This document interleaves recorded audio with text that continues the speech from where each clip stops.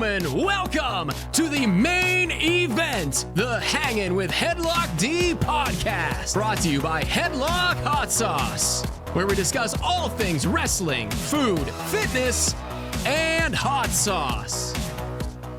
Welcome, ladies and gentlemen, to the Hangin' with Headlock D podcast. I'm your host, D from Headlock Hot Sauce, Darren Tompkins, founder and CEO, and we are here with another incredible interview with our boy Tim Realbuto, accomplished actor, screenwriter, stage and screen, and he and I actually have a lot in common. He probably doesn't realize it, but we're going to get right into it, Tim. So, man, take it away. Let us know who you are and what you got going on.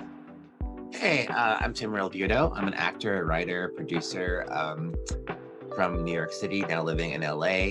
Grew up doing theater, and in the last few years, I've been transitioning to film. So, just like to create my own content. And my last movie was called Bobcat Moretti. It's a boxing movie that I did with Vivica Fox about a boxer who had MS.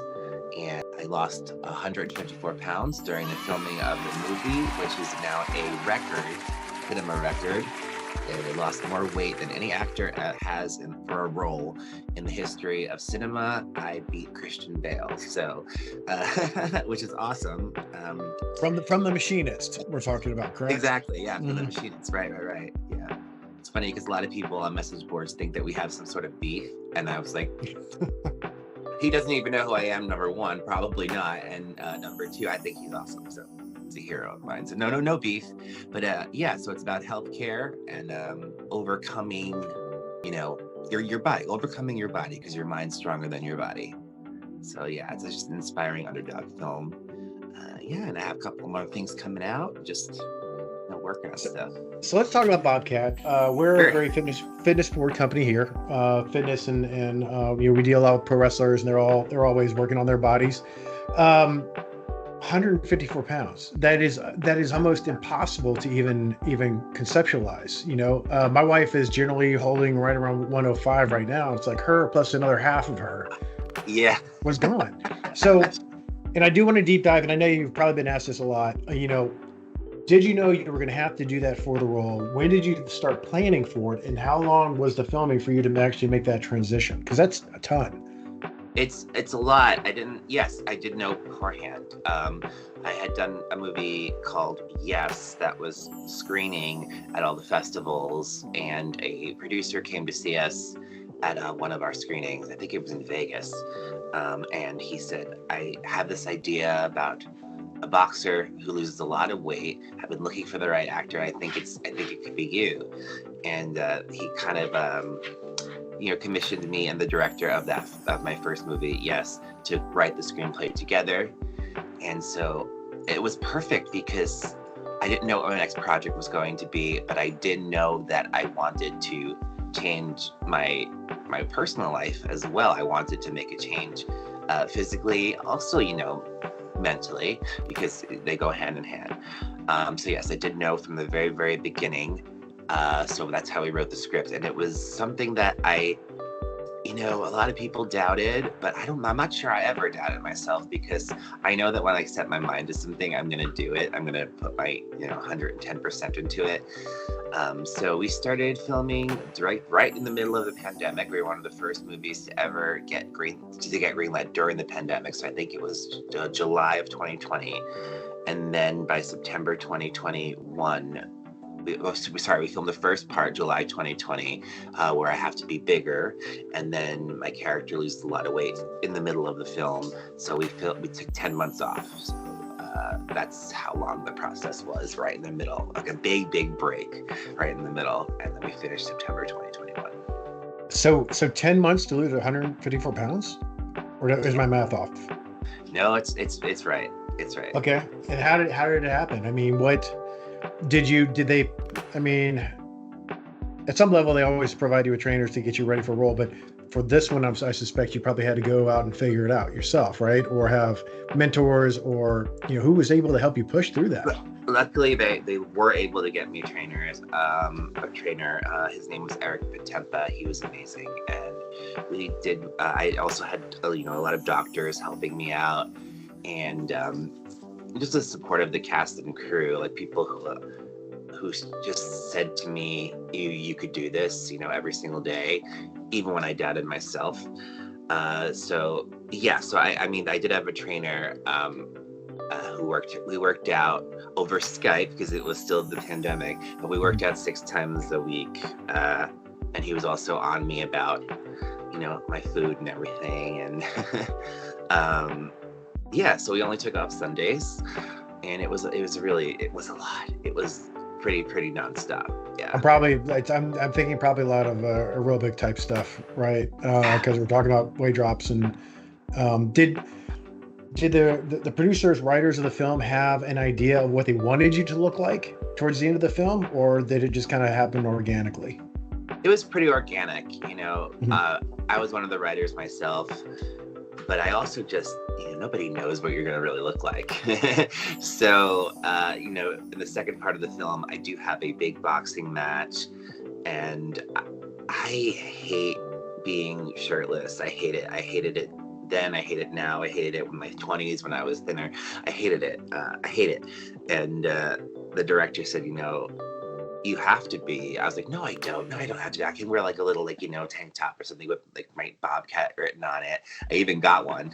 And then the stunt coordinator, who is a boxer, said, no, boxers would never, ever wear a shirt. You can't wear a shirt. So the director said to me, you know what? We can get you a body double if you want. And I said, no, I'm gonna be watching the movie. He said, that's not me. So I never really knew no one really knew what I was gonna look like, but I think everybody was pretty happy with it. Yeah. So I mean, how did you feel at the end of it when you saw yourself on screen, right? I mean, you're probably watching dailies and all that, but it's like, okay, This is me, and this could be my new life. It was bizarre because my weight has fluctuated a lot throughout my life. In my 20s, I was pretty thin, and then I gained a lot of weight, and then I lost it. So it's not like that's all of us, man.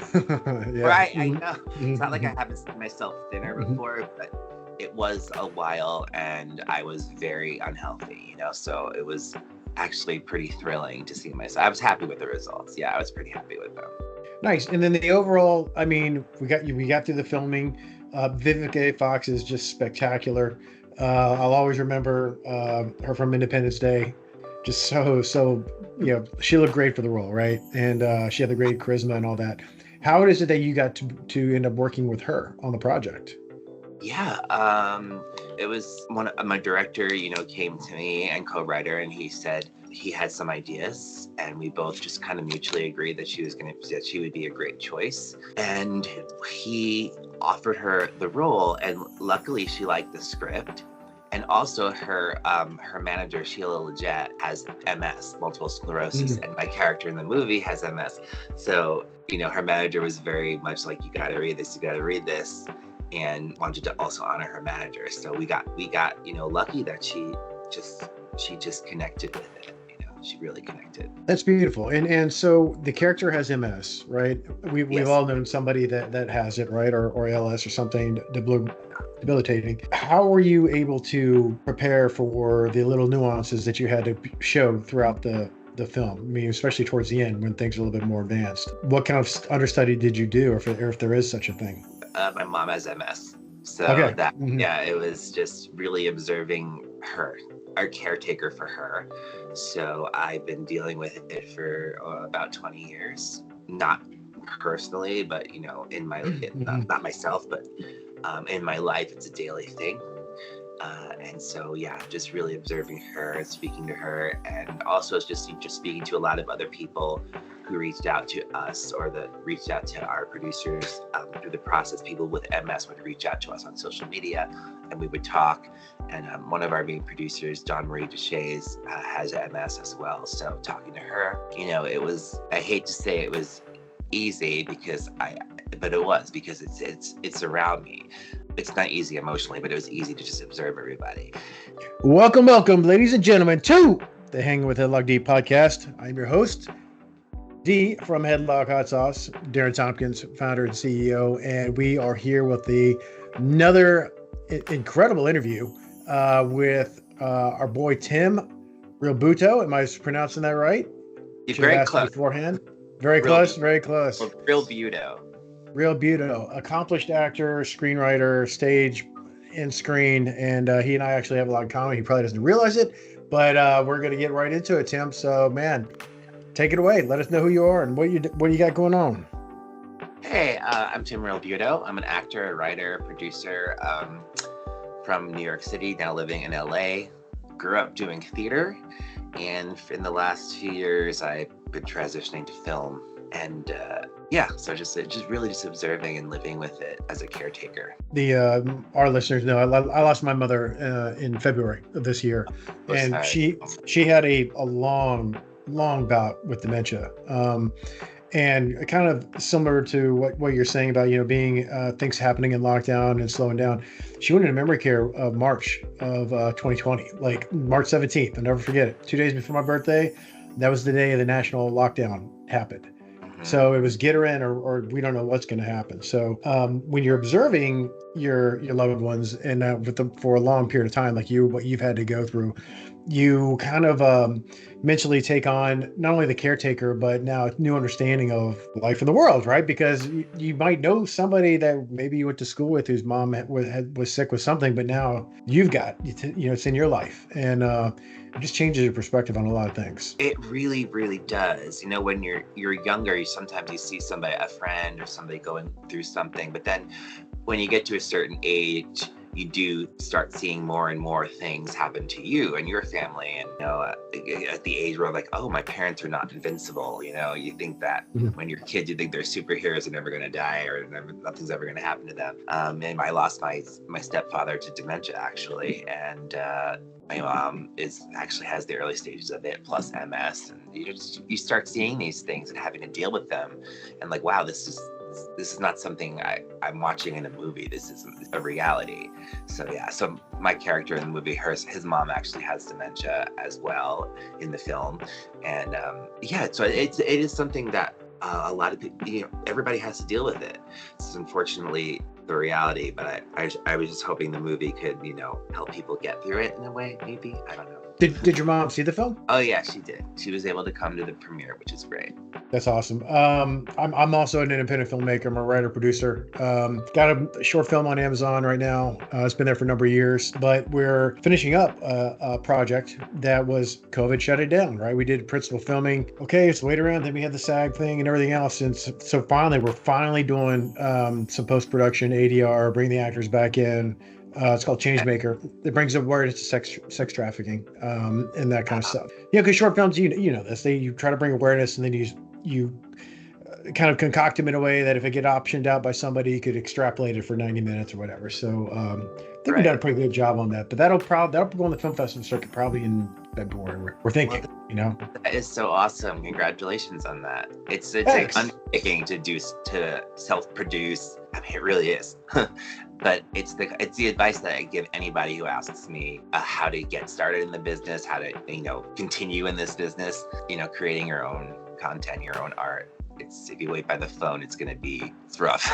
I mean, for me, it's just basically an expensive hobby. I was always a writer. I just didn't know how to make it work. And through a nonprofit here called the Houston Zombie Walk, I was able to connect with this film company who filmed some commercials for us. And it's like, hey, I kind of got this idea. Would you guys be willing to film it? It's like, yeah, it's going to cost this much. Go fundraise it, and then we'll do everything for you, which is what ended up happening. And networking and fundraising are kind of my thing. And I love film, just absolutely love film. We tell everybody that the philanthropist in me came from my mom, who's a social worker of life. The other piece came from my dad, who's a massive universal creature feature horror guy, from way back when. And just able to balance those two. So how is LA right now? You've been out there for a bit. I mean, it'll be almost 3 years. It'll be 3 years in February. Yeah. Mm-hmm. What's the projects how is it? What's the projects? What are you eating while you're out there? I mean, okay. The whole spiel. Because I'm trying to think, because we have not had a guest on from LA yet. So we want to know the local flair. Yeah.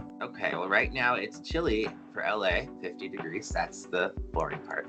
LA is beautiful. It's gorgeous. But it's a little bit, it could be a little phony at times, and it could be a little bit of a lonely town. And there's a lot of people Yeah, I go to a lot of events and premieres and things like that, and a lot of people just want to, kind of feel like sometimes you're in a room with a lot of people and you kind of still feel alone. And there's a lot of people just want their picture taken, and so I don't really like the phony part of LA, but it is a beautiful town and there's a lot of great art happening here. I do feel like my truest friends are still in New York, where I came, where I'm from.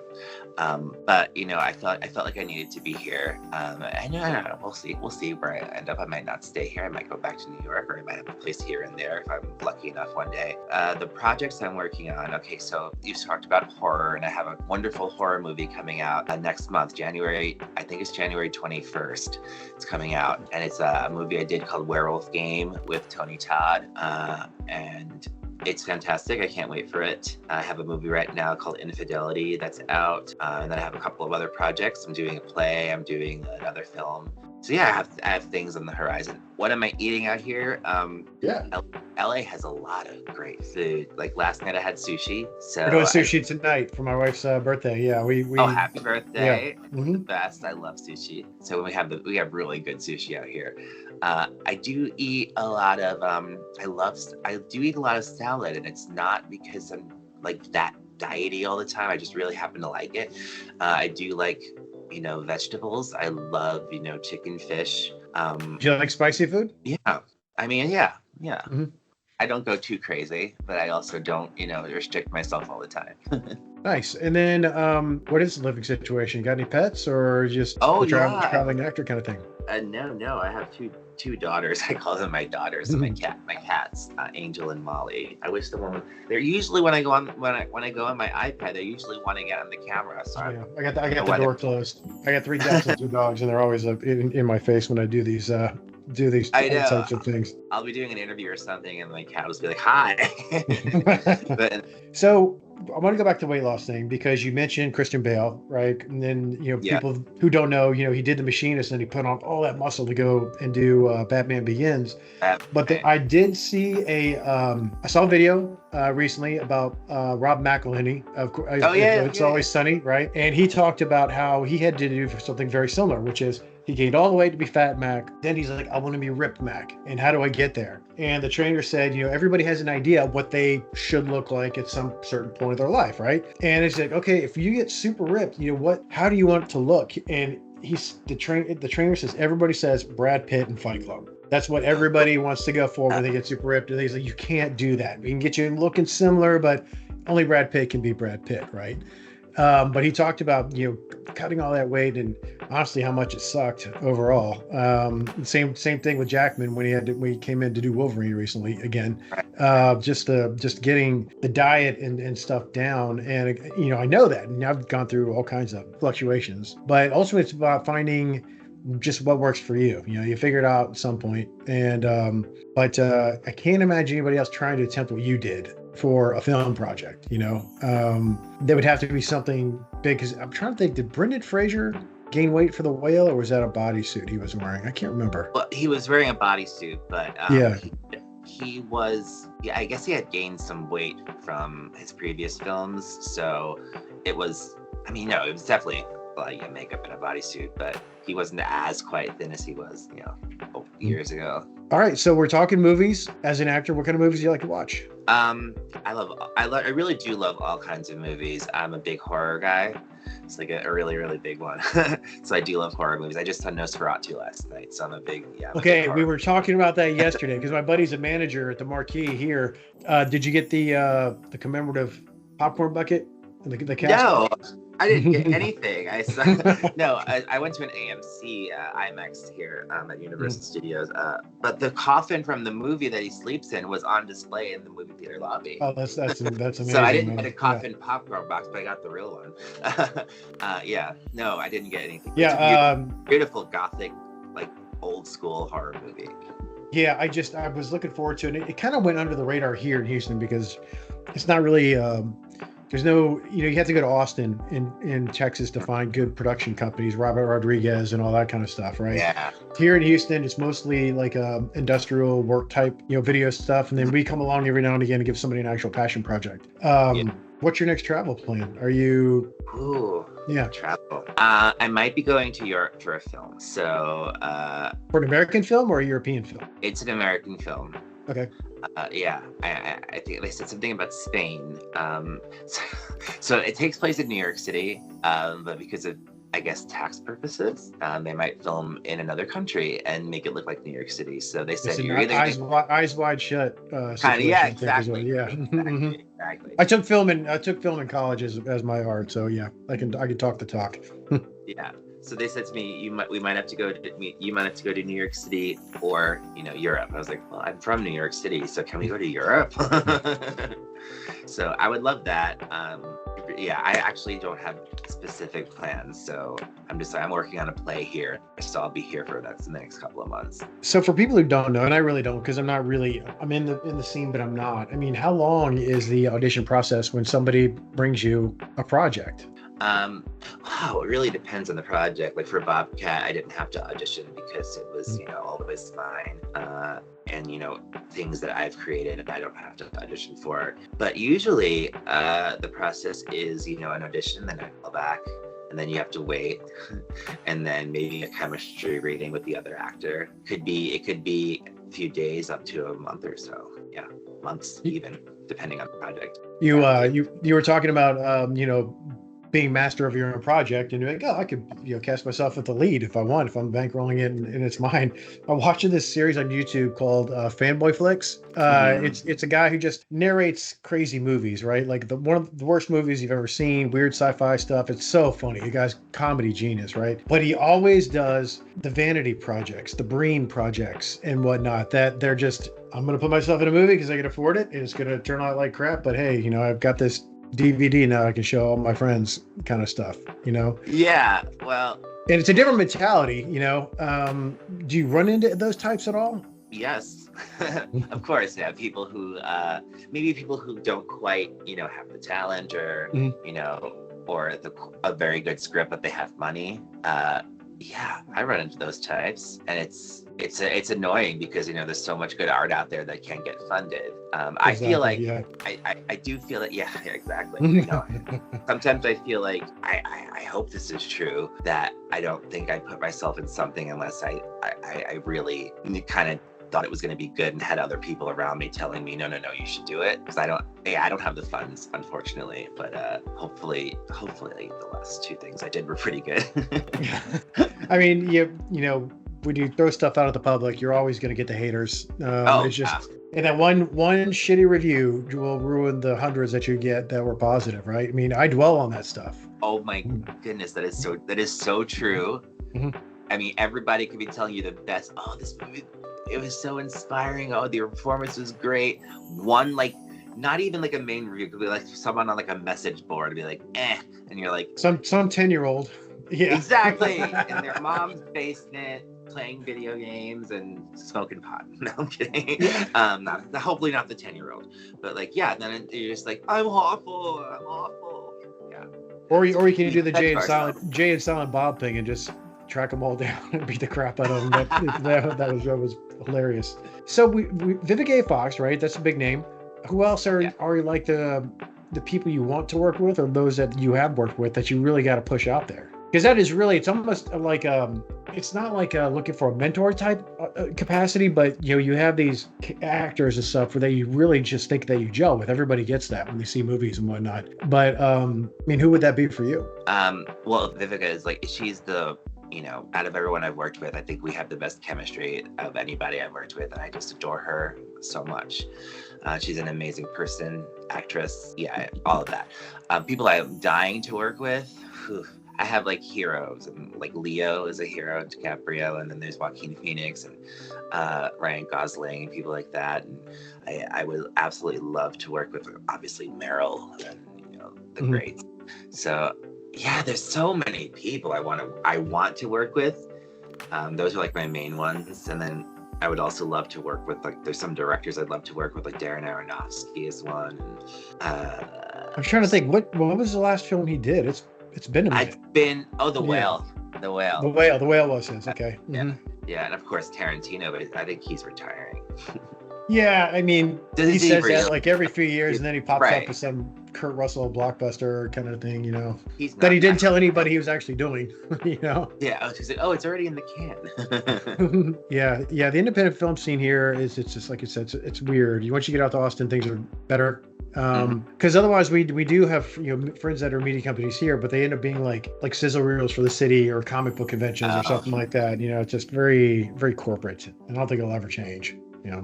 Austin has a film scene. Yeah, I've heard. Yeah. I've heard about that. Yeah. Yep. Tarantino's out there quite a bit. Of course, you got ACL, which is where everybody goes for film funding and all that. Yeah. All right, man. So we are at the kind of the point of this show where, I ask our guests, what's a piece of advice you would give yourself when you were younger, or whether that's personal, business, or any of that stuff. We've kind of gone through the gamut here on like the mindset ideals and dealing with the relationship of your parents and all that. But what's always in your pocket that you can pull out and just say, do this or don't do that? I have a main thing. It's both personal and business, and it's something that another actor has told me, and I feel like I pass it on. That actor has sadly passed away, so I'm passing it on now. And it's something that you can. It's not really just for actors. It could be for anybody. Do not compare your journey with somebody else's journey. Do not compare yourself to somebody else. Only everyone's path is completely different. So do not judge your success based on other people's success or your failure based on other people's failure. Don't be jealous about it. Don't be, upset that you're not where that person might be, because down the line, you're going to be where you're supposed to be. And yeah, so it's really as simple as that. Do not compare. Do not think you're a failure because other people around you are succeeding. I posted something similar. To that earlier this month. I'm trying to think of it, but it was like, don't judge your first year based on somebody else's fifth year, like in business, because look forward to that, but don't. It's hard to get that brass ring so fast. But a couple hours ago, I interviewed another guy named Mike Shabbat, who's an influencer. He's in Austin, but he's Canadian, and he said flat out, America is the microwave society, where even if we put something in the microwave for a minute, we think it takes too long to cook it. Yes. And so you're always checking the door and getting frustrated and all that stuff. And I thought it was a good analogy for life here. That's a great analogy. I love that. Yeah, the microwave culture. The microwave, that's great. I wasted so much time when I was in my 20s. So much time doing that and just like harping on it and obsessing over it. I'm like, wow, I could actually be doing something instead of just sitting here upset that I'm a failure when you're not. No, not at all. Nobody really is. No, unless you totally give up, Yeah. Right. Exactly. I have a tattoo on my arm that says, "Don't let me get me." It's a Pink lyric. And I feel like people ask me what it means. And I say, it means that only you are the outcome of what happens to you. Nobody else could do it. Only you can get yourself. So Very true, man. Yeah. Beautiful. Yeah. All right, man. Who do you think should be a good guest on this show? We always pick the brains of people that we talk to, just because they get a flair of it, and of course we tailor each show depending on what's going on, whether you're an athlete or an actor or restaurateur, all that kind of stuff. Doesn't have to be an answer now, but we'll be asking you. Okay. All right. How's the rest of your holidays looking? When you really kind of slow this year, It's weird. And this is a day where, like, I remember when I was in an office job where it's like, you just kind of look around like, is this supposed to be a productive day or a slack off day? Because nobody's working, they're all watching football. Exactly. Everyone kind of stops till after the New Year, so it's very slow. And my mom is unfortunately in the hospital right now, so I've been just spending a lot of time. Christmas, I was like, I'm in the hospital, so so it hasn't been quite Christmassy for me this year, but yeah, it's all right. It could be worse. Man, I'm sorry. We'll see what we can do for you. I do need to get your address from V so we can send you some stuff. Post Christmas. Yeah. All right, Tim, this has been an absolute pleasure. Thank you for your time, man. Glad we can make it happen. Thank you so much for this. All right. Have a great New Year. Let's talk soon. You as well. Bye-bye. Bye. We hope you've enjoyed this championship match. Be sure to check out Headlock Hot Sauce on all social media.